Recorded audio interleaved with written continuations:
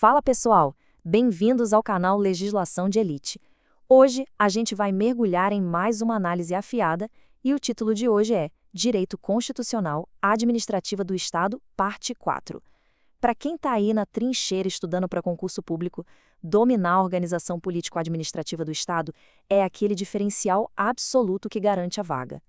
Nosso foco hoje é dissecar os detalhes e os pormenores dos artigos 18 a 28 da Constituição Federal. A ideia aqui é pegar esses textos complexos e transformar num esquema visual que seja rápido, claro e, o mais importante, definitivo. Então, foco total, porque o material de hoje está denso, cheio de detalhes e foi desenhado exatamente para arrancar pontos preciosos da banca. Dando uma passada rápida no nosso roteiro de hoje, a gente vai começar cimentando a base com autonomia e regras gerais. Depois, vamos ver onde realmente mora o dinheiro e o território estadual. Na sequência, as regras matemáticas dos deputados estaduais, passando para o executivo com governadores e prefeitos. Aí, testamos tudo com casos práticos e fechamos com o nosso tradicional alerta máximo de pegadinhas. Essa estrutura não é à toa, tá? Ela quebra exatamente a lógica que as bancas usam para montar as questões. Então, já entrando no nosso ponto 1, autonomia e regras gerais. Vamos entender de verdade a fundação da nossa federação, que está ali no comecinho, no artigo 18. O pulo do gato aqui é o conceito de autonomia política. A nossa República Federativa é formada pela União, pelos estados, pelo Distrito Federal e pelos municípios. E olha só que detalhe importantíssimo, todos eles têm autonomia política. A soberania, aquela coisa absoluta, é só da República Federativa como um todo, mas a autonomia, cada um desses entes tem a sua. E como é que isso cai na prova?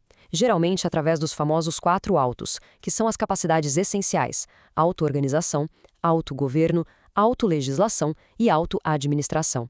É justamente essa autonomia que faz com que cada um atue no seu quadrado, sempre respeitando as proibições lá do artigo 19, como, por exemplo, a proibição de criar distinções entre brasileiros. Indo agora para o nosso ponto 2, dinheiro e território estadual.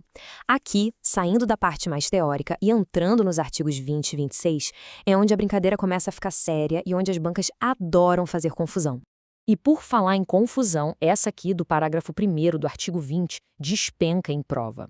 De um lado da balança, a participação no resultado, do outro, a compensação financeira. Isso quando a gente fala de explorar recursos tipo petróleo ou água. A participação é uma grana, uma vantagem econômica para quem tem a propriedade daquela área. Já a compensação financeira tem uma pegada diferente, é estritamente indenizatória, focando num possível dano ambiental que a exploração pode causar. O que derruba muita gente boa é achar que um exclui o outro. E não, um ente da federação pode muito bem receber os dois ao mesmo tempo, dependendo do que estiver na lei. Podem coexistir sem problema nenhum.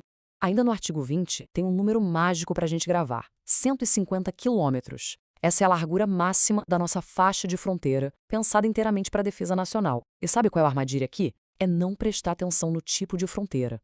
Gente, essa faixa de 150 quilômetros se aplica única e exclusivamente às fronteiras terrestres. Não vai cair na bobeira de marcar certo em questão que fala de fronteira marítima com essa regra. O uso e ocupação dessa área terrestre dependem do que a lei determinar, bem restrito. Passando para o artigo 26, a gente tem essa matriz para organizar os bens do Estado na cabeça. Pega a visão. Águas superficiais ou subterrâneas, a regra é que são do Estado. A exceção é se forem decorrentes de obras da União, aí mudam de dono, passam para a União. Terras devolutas, mesma lógica. A regra é que são dos estados, a não ser que sejam terras indispensáveis para a defesa nacional ou vias federais.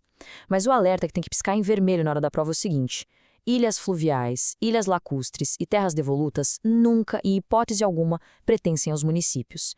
Se a questão falar que um município é dono de uma ilha de rio, já pode marcar como falsa. Fechando a parte dos bens, vamos para o nosso ponto 3, poder legislativo. Chegou a hora de destrinchar as regras e a matemática da Assembleia Legislativa. E essa matemática do artigo 27 é clássica. Para calcular o número de deputados estaduais, a gente segue uma receita de bolo.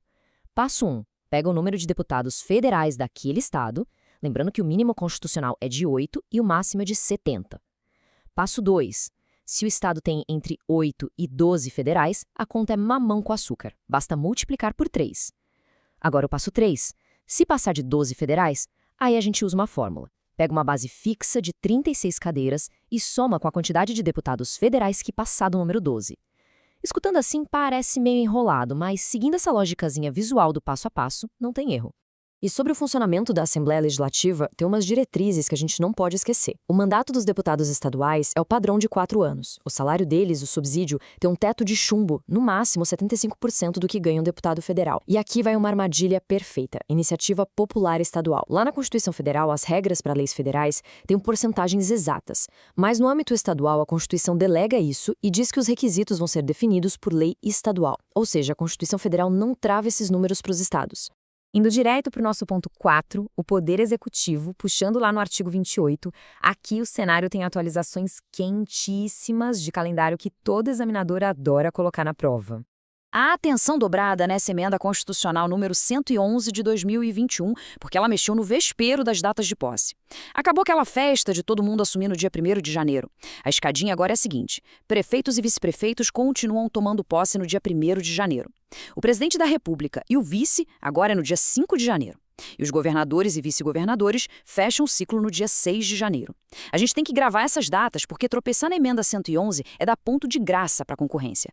Tem outro detalhe sobre o executivo que merece o nosso foco, que é a perda de mandato do governador. E vale lembrar que a lógica se estende ao prefeito. A regra geral não perdoa. Assumiu outro cargo ou função na administração pública, perdeu o mandato político na hora. Mas o direito vive de exceções, certo? A exceção absolutíssima aqui é se a pessoa for aprovada e for assumir um cargo via concurso público. Nesse cenário isolado, não perde o mandato. O que acontece é que a pessoa se afasta, tira uma licença, mas sem perder o cargo para qual foi eleita. Ponto 5. Agora é a hora de colocar o colete à prova de balas e testar a teoria na prática, exatamente como os examinadores cobram. Imagina a seguinte situação, um cenário bem comum em cadernos de prova. Existe uma ilha fluvial, uma ilha no meio do rio, e ela fica 100% localizada dentro dos limites de um determinado estado. A pergunta é seca. Na visão da Constituição, quem é o dono, quem tem o domínio jurídico dessa ilha? E aí o raciocínio tem que ser quase automático. A regra geral é que o domínio é do Estado, ponto. Mas pode ser da União de forma excepcional? Sim, se aquele for um rio federal de fronteira, entrando nas regras do artigo 20. Agora, a chave para gabaritar é a palavra nunca. O município não tem vez aqui. O domínio de ilhas fluviais ou lacustres nunca vai ser do município. Bora para mais um caso. Vamos supor que a prova diz que um determinado estado possui exatamente 13 deputados federais. Puxando aquela matemática que a gente viu do artigo 27. Quantos deputados estaduais, no total, vão sentar lá na Assembleia Legislativa? O resultado redondo é 37, e a matemática explica por quê. O número 13 passa da marca de 12 deputados, então a gente esquece a regrinha de multiplicar por 3 e cai na segunda regra. Pegamos aquela base fixa de 36 e somamos com o excedente, com o que passou de 12. No caso de 13, passou 1. Então, 36 mais 1 resulta precisamente em 37 cadeiras estaduais. Chegando no nosso ponto 6 e caminhando para o fim da nossa análise, o alerta máximo de pegadinhas. É aquele checklist final para as pegadinhas mais cruéis. Uma revisão rapidinha para não sobrar dúvida. Primeiro ponto, participação nos lucros e contenção financeira podem andar de mãos dadas, uma não exclui a outra. Segundo ponto, a faixa de 150 quilômetros para a defesa nacional é só para a fronteira terrestre, nada de mar. E o terceiro ponto de ouro, se falarem que o prefeito cuida das terras devolutas ou de uma ilha no rio da cidade dele, é mentira. Esses bens nunca são do município. Fechando nosso radar, muito olho na continha dos deputados, porque isso é figurinha repetida em prova. O teto do subsídio dos estaduais não é bagunçado, é cravado em 75% do federal. E não se confunda achando que a Constituição Federal define as cotas da iniciativa popular para os estados, porque quem define isso é a própria lei estadual. E por último, não tem como fugir das datas de posse da emenda 111, dia 1 para o prefeito, dia 5 para o presidente e dia 6 para o governador. Para encerrar a nossa imersão de hoje, fica essa verdade absoluta do mundo dos concursos. A regra, a teoria bonitinha, todo mundo estuda e todo cursinho ensina. Onde a banca examinadora vai para arrancar as cabeças e eliminar milhares de pessoas. Lá na exceção. O atrito entre o que é regra e o que é o detalhe fora da curva é onde mora a sua aprovação. Entender quando o domínio deixa de ser do Estado e vira da União, ou saber o único caso onde um governador não perde o cargo ao assumir outra função, é a chave da prova. Quando a gente domina a exceção, a aprovação deixa de ser sorte para virar pura matemática. Bons estudos para toda a galera, consolidem bem esse conhecimento e a gente se vê no topo das listas de nomeação.